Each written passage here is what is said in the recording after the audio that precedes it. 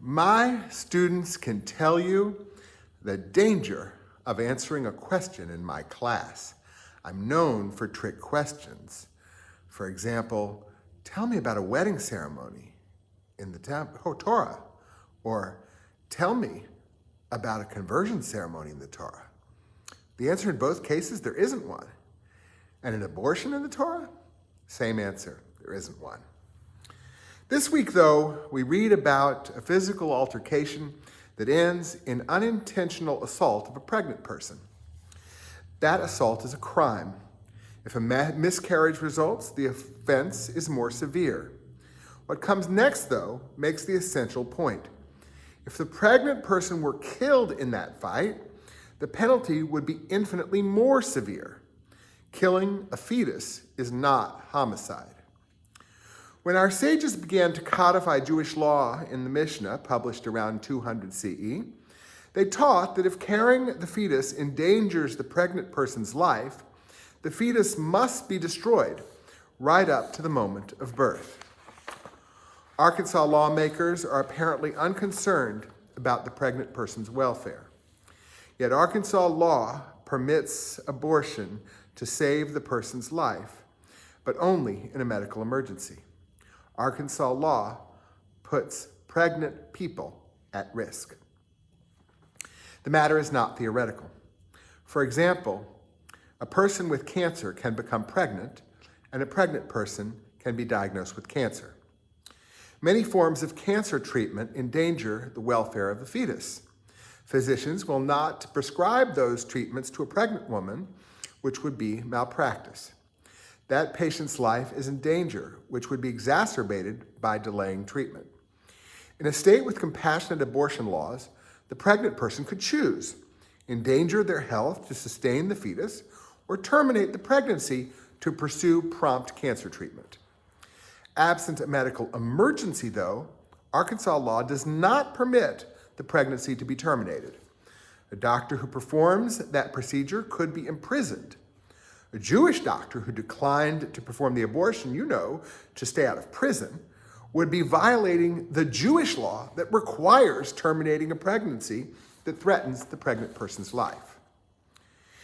In 2023, in the first session of the Arkansas General Assembly after the Supreme Court's Dobbs ruling, overthrowing Roe v. Wade and permitting states to limit or prohibit abortion in ways they could not for a half century, Arkansas lawmakers had an opportunity to consider exceptions to the state's near-total abortion ban. However, they rejected a proposal that would have permitted terminating a pregnancy conceived through incest, and another that would have empowered parents to end a pregnancy after the diagnosis of a fatal fetal anomaly. Those concerns, too, are not merely theoretical. USA Today reports that before Dobbs, approximately 1% of American abortions were for pregnancies conceived through rape, whereas 0.5% were to terminate pregnancies conceived through incest. Those are small percentages, but significant human suffering. The same newspaper reported the findings of a highly esteemed medical journal that there may have been more than 64,500 pregnancies resulting from rape in the 14 states that have near total abortion bans since Roe v. Wade was overturned in 2022. Meanwhile, a study published in the American Journal of Obstetrics and Gynecology indicated that diagnosis of a fatal fetal anomaly is accurate more than 99% of the time, and that some 2/3 of people pregnant with those fetuses chose to terminate their pregnancies, mindful that the fetus was destined to die in utero or within the first 4 weeks after birth. Different rabbinic authorities studying the same sources have come to different conclusions about the conditions under which Jewish law permits abortion. All agree, though, that the welfare of the pregnant person is the determining factor. A person who has been sexually abused should not be forced to carry their abuser's crime with them for a lifetime. After receiving the diagnosis that a lovingly planned pregnancy has resulted in a fatal fetal anomaly, Arkansas law would compel a person to carry a pregnancy to term and then watch the baby die within days. Many would call that torture. To be clear, pregnant people in a wide variety of circumstances, not all of them as horrifying as rape, incest, or a fatal fetal anomaly, are in need of abortion care. Even though Jewish law permits only some abortion, American Jews do not expect that our religious requirements should be codified as the laws of the United States or any state. With the First Amendment, we also oppose the imposition of abortion bans driven by other religious traditions, as is indisputably the case in Arkansas. Abortion bans are, quite literally, against our religion. Now, Arkansans have the opportunity to sign petitions to place the Arkansas Abortion Amendment on the November ballot.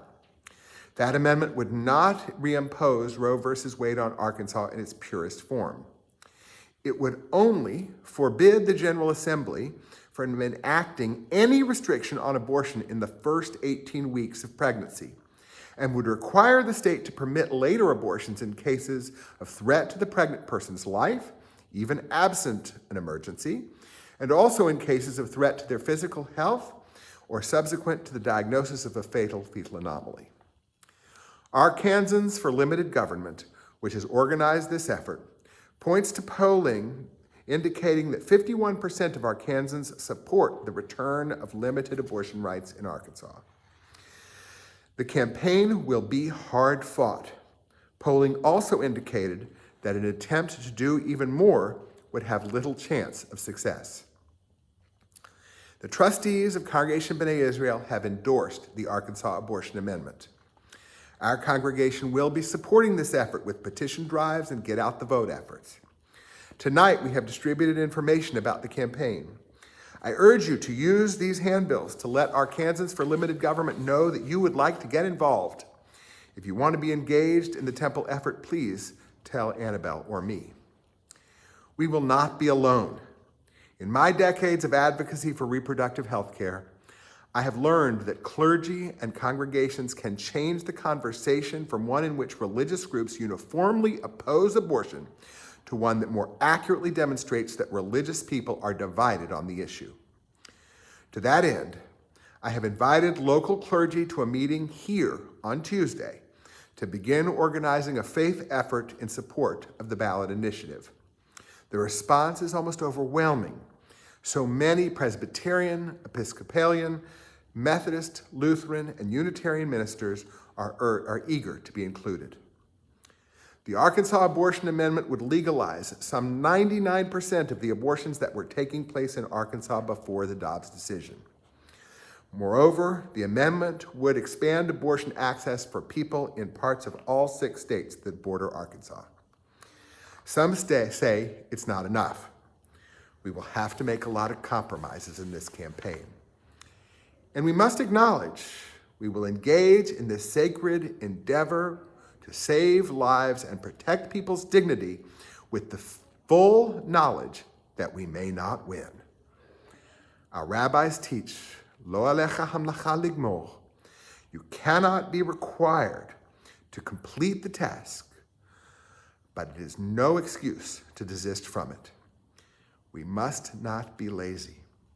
God is knocking at our doors, urging us to act for the welfare of every pregnant person who desperately needs abortion care in or near Arkansas.